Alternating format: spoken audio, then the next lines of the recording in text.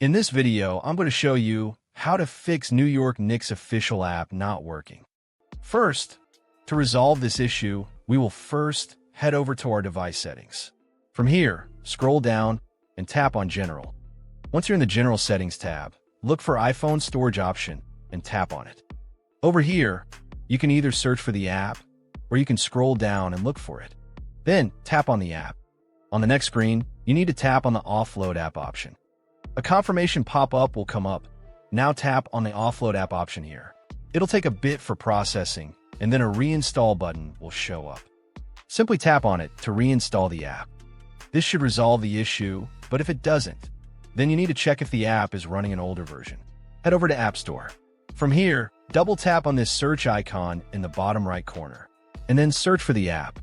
Once the app comes up in the search result, and if you see this update button right next to the app, simply tap on it to make sure you're running the latest version of the app. However, if you continue to encounter this issue, then you will need to completely reinstall the app, which usually resolves the problem. Head over to this screen the way we did before, and over here, tap on the Delete App option here to uninstall the app from your device. A confirmation pop-up will come up. Now tap on the Delete option here. Once uninstalled, open up App Store and search for the app in the search bar. After the app comes up in the search result, simply click on this cloud icon to install it back onto your device. Hopefully, this resolves the issue.